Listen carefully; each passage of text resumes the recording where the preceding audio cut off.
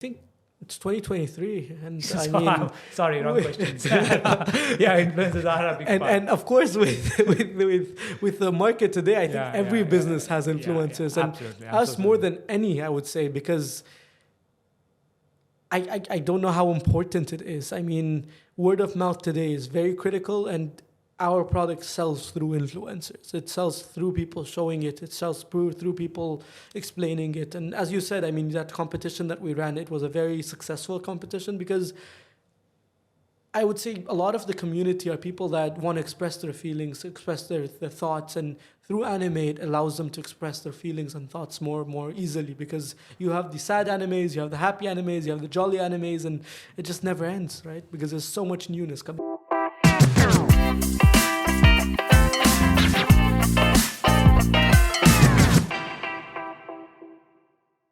Welcome to Marketing and Coffee podcast with Lijo. So welcome, Hassan. So how does it feel to be on the podcast? Hello, Lijo. Thank you for having me today. It's a great pleasure to be with you as always.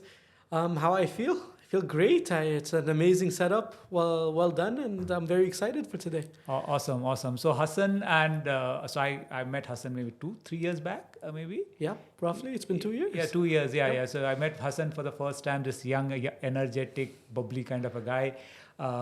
Who does Little Things. So people who are watching, hearing this podcast, Little Things, Emmy. So before I get into the question, I would like to introduce Hassan. So Hassan is part of a larger group where Little Things is one of the products. So one of the brands. What are the other brands that? Because I looked at your LinkedIn and I saw that you started up as a content creator, and I was like, okay, this is something I did not know about Hassan, and that explains a lot of content that you create out there. So what are the other business groups that you have part of the business? So here's the thing. Before I go into the business side, where the content comes in is as a child, I was always, not a child, but as a teenager, I would say, I was always the designer of my school. I made the yearbooks for 3 years continuously within my schools that where I was in. I was always the person that was running all the assemblies and all sorts of stuff like that. So I was always a part of content in some ways. Right. My goal was pretty much to go into content, go into marketing. I always had that creative side in me, so I was like, that's what I want to do. Growing up, I entered the family business. We're third generation family. Right. It started with my grandfather, followed by my father. We're third generation trading family, I would say, a trading family. Our initially, to go back to our origins, we started in 1986. Yes, it's been a while, before I was even born. It started with my grandfather, not 86, sorry, that's my brother's birthday, I'm sorry. In 1982, we started in Aras, where my grandfather came into Dubai. That time Dubai was just the Dera area and the creek. And from there, we established Tannan, which is the company today that's holding all of the groups of businesses together. And from there, I mean, we started with FMCG. We started export and import within the UAE. It was a great hub because we were in the bay, the Dera Creek, where the boats were coming in. We had access to the airport. It was the start of Dubai. It was the initial stages. And I remember those days, not those days, but years after when I was born, where I was just going to the neighborhood and then you just see all these huge families. Right. And we were all in the same neighborhood, neighbors with each other. And it was just, you would never expect Dubai to go to where it is today. Sure, I'm sure. From there, my father took over the business. He took some brands and he became distributor of many brands. And then in the year 2000, he decided, you know what, let me start my own brand. It's a kitchenware brand. And from there, it just exploded into the mother business today that Tannan holds, which is our kitchenware business. We pretty much are a manufacturer, distributor, and wholesaler of it. And we also do retail. And that's where I stepped in 2000 and, was it 12? I keep forgetting. 2012 or 10, I believe, somewhere in between there, where I stepped in. I was still in school, and at the time, I was new to retail. I had no idea what trading was because, again, I love the content side of things. And we went from distribution, wholesale, manufacturing into retail overnight. The first store I opened was Wassel with zero experience. I remodeled that store 3 times in a row in a period of 1 year. And it's a great experience. From there, we had Little Things that we took over from my father's friends, and until today, we have 6 different companies, and the 2 that I manage hands-on is Little Things, which is a part of today's discussion, and Jazeel. Yeah, awesome. So just a quick one, since you have done trading, retail and online, what is the, now for Little Things, right? What would be the, consumers have changed, right? You started in 2012 in doing wholesale and retail, and then you moved on to having online as a presence, right? For Little Things as a brand or a product, right? Do you think it's a lot more touch and feel kind of a thing? Are consumers more comfortable online, or do you think that because you got now stores in Mall of Emirates, you got a store in Dubai Mall, all the top-notch malls, right? So what do you feel is the consumer behavior for your category? So funny thing about Little Things, it started as a home collectible store. It wasn't a collectible store. It wasn't a kid's store. It wasn't a pop culture store at all. It was a home decor collectible store. So it wasn't like a home museum collectible store.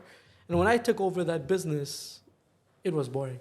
I didn't see the potential. Of course, there is a market share for it, but I just didn't see it. It was something where I was young, I was energetic. I'm still young. But I was just trying to get a new vibe into it. So one day I just went into toys. Toys became a big part of it. Toys did very well, but then I wanted to be a boutique toy store. I didn't want to become those Toys R Us, Hamleys. It's too big for me. Yeah.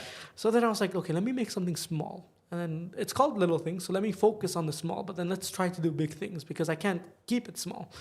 And then Collectibles came up, and we were the pioneers of collectibles in the market because nobody else wanted it. Everyone thought of it as a plastic figure that doesn't have a value because you can't play with it. It's a decorative piece. So from there, we went into this age and this culture that today is it's outpast sales of toys in some countries. And I really hope it does happen in the Middle East very soon. But looking at it, the kid adults today are much more than used to be in the past. So the anime consumer is pretty much, how do you call it, very enthusiastic and very passionate, right? So how do you dive into that community? Because it's a very community thing. A lot of people do, they do cosplay, they do a lot more. So how do you, as somebody who sells into that category, how do you reach into that category? So the biggest part is the community, and that's what we built our business on. The most important part is taking care of the community, providing a hub for the community, providing environments for them to hang out at, taking place in Comic-Cons and making sure Comic-Cons do happen. We do take place in Comic-Cons all over the region. We have two hubs that actually cater for the community more than retail. And that's our Mercato store in our Blue Waters, where we have the seating environment, we have the gaming environment, we have the board game environment. So that's what we do to go the extra mile. I recently went to Unwind and I realized that you do have a board game environment. And I think there's some place I will definitely visit with my son. Yeah, go ahead, sorry. Yes, so just to add to that, when I say community, I pretty much focus on giving them a free environment where they can come and play. So when we look at like our Blue Waters and our Mercato, people come and play Pokemon cards on the weekend. They don't have to pay a single dirham to play it. Same thing with Blue Waters. I mean, if you walk in, you can play board games and you don't have to pay us anything. So we're not considering ourselves a board game store or a board game cafe. We just do it for the community, and that's what we focus on the most. Right. So it's interesting to say that because it just you have to have the right key drivers, emotional drivers for consumers to walk into your store, and then based on the experience they end up buying or not buying. Is there a role of influencers in your industry? Is like those influencers, are there influencers in the industry? I remember recently you did an activation, you made people to do some cosplay and do some videos as an activation kind of a thing. But is there a place for kind of influencers in your industry? I think it's 2023, and sorry, wrong questions. Yeah, influencers are a big part. And of course, with the market today, I think every business has influencers, and absolutely. us more than any, I would say, because I don't know how important it is. I mean, word of mouth today is very critical, and our product sells through influencers. It sells through people showing it. It sells through people explaining it. And as you said, I mean, that competition that we ran, it was a very successful competition because I would say a lot of the community are people that want to express their feelings, express their thoughts, and through anime it allows them to express their feelings and thoughts more easily, because you have the sad animes, you have the happy animes, you have the jolly animes, and it just never ends, right? Because there's so much newness coming out. See, one interesting aspect, and I think it goes back to your family heritage also, is to get established in a category that it's not so easy at that point when you start off, right? Like if you look at it, 1982 over here in UAE, FMCG distribution may not be, it's like nobody's business over here. And then foraying into a category which is appliances, unheard of. You will never think that you will make an appliances brand based out of Middle East. And then you go on to a category which is collectibles and animes kind of a thing. So for somebody who's just starting off a new category or something, UAE or something, is there any specific marketing thing that you think would be of, because I keep believe that your product is your biggest marketing, but is there something that somebody should look into while planning marketing? So I would say first, it's always better to go with something that isn't established, because when you're entering a market that's new in the market, it's very important that you have that edge. And when you have that edge, of course, the marketing plays the biggest part in it, because if you have the best product in the world, but you don't know how to market it, again, you're just stepping backwards. So having the right set of marketing plans put into place, having the right team on board. I always say, don't just do it yourself, hire people to do it for you, because you're not the expert. And there's always people that are better than you that can do it. So always make sure that you can collaborate, Everyone wants your best interest. That's why they want to work with you. So be open to collaboration and be open to... On that note of collaborations, I know you recently created a content which got some amazing views on, which was a mix of, it was mixed reality with content, with video team and a graphic designing team, which got together, I call it mixed reality? Yep. Yeah. So how did it start and how is it coming through? So here's the thing. I always wanted to make a TLT content when it comes to anime. But unfortunately, due to licensing, it's impossible to get one license to agree with another license to agree with another license.